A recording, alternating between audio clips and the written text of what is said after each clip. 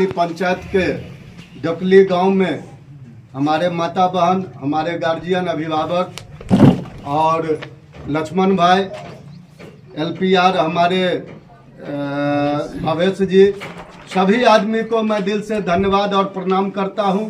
और आप लोगों को 5 चीज़ जो जनसुराज का मेन उद्देश्य है उसके बारे में हमारे लक्ष्मण भाई विस्तार से बता चुके हैं, उस पर ज़्यादा कहने की ज़रूरत नहीं है। बस हम आप लोगों से इतना ही आग्रह करने आए हैं, जो आज जिस तरह का बिहार में स्थिति बना हुआ है, आप एक छोटा काम कराने के लिए ब्लॉक दौड़िए, अगर पैसा नहीं दीजिएगा ब्लॉक में तो 10 दिन दौड़ा दे, अगर पैसा दो देवे तो 2 दिन में वो काम कह के 1 दिन में आके दो देगा। तो जिस तरह का व्यवस्था ये नीतीश कुमार के सरकार में हो रहा है, जिस तरह से इस मोदी जी के सरकार में हो रहा है, भ्रष्टाचार चरम पर है। पहले लोग कहता था जो राजद के समय में जंगल राज था, जंगल राज के समय में अपहरण हो जाता था, लोगों को अपहरण करके उठा लिया जाता था, करोड़ों करोड़ों फिरौती मांगता था, तब आपके बच्चे को, हमारे बच्चे को छोड़ा जाता था, पैसा देते थे हम लोग। लेकिन आज क्या हो गया है, जो आज नीतीश कुमार जी के राज में पूरा अफसरशाही चरम पर है, जितना अफसर है सब कलम भिरा भिरा करके पैसा लूट रहा है। तो जिस तरह का व्यवस्था बन रहा है, इस व्यवस्था को खत्म करने के लिए जब तक आप सभी आदमी यहाँ हम लोग जितने लोग उपस्थित हुए हैं, अगर संकल्प नहीं लेंगे तो आने वाला समय में हमारा बेटा, आपका बच्चा, आपका पोता, आपका नाती सब मजदूर का फैक्ट्री बनते जा रहा है।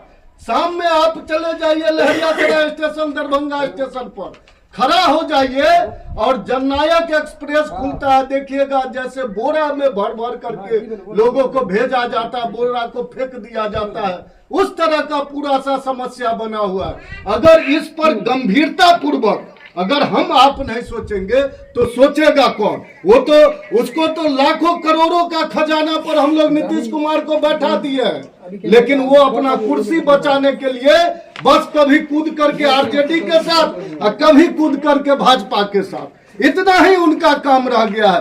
तो मैं आप लोगों को विनती करने के लिए आया हूं, जो आप लोगों के बीच में 2.5 साल से पैदल चल करके आदरणीय प्रशांत जी हमारे आपके स्थिति को देखे हैं, और देख करके उनको लगा जो अगर 5 चीज अगर हम लोग करते हैं तत्काल, जो हमारा सरकार बनता है और अगर हम तत्काल कर देते हैं तो बिहार का स्थिति जो जर्जर है, आज देश में 27 राज्य है और 27 राज्य में 27वां पोजीशन पर हम लोग खड़े हैं। तो आप समझ सकते हैं जो क्या विकट स्थिति में हम लोग हैं। आने वाला समय में हम लोगों को नमक रोटी भी नहीं मिलेगा।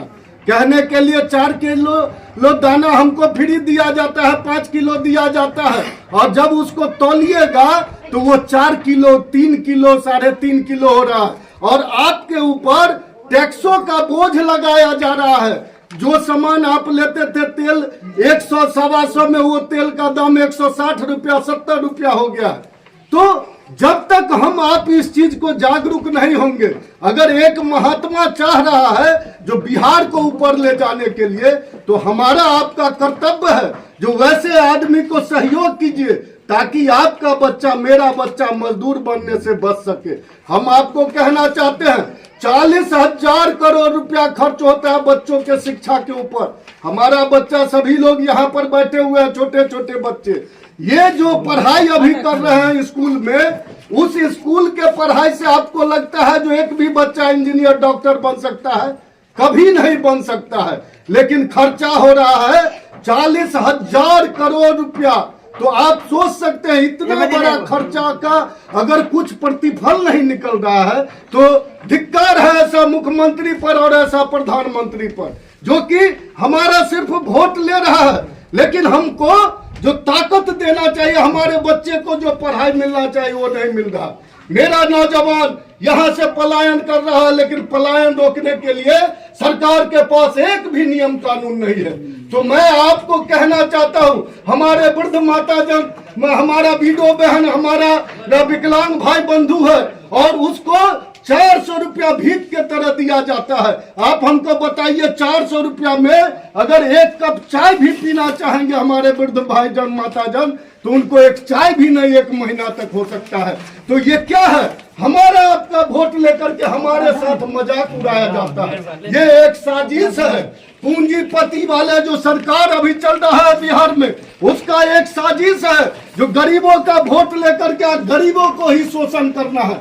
आपको 200-400 इलेक्शन के समय में राशि दे देता है और उसके बाद हम लोगों का जीवन भर 5 साल शोषण होता है।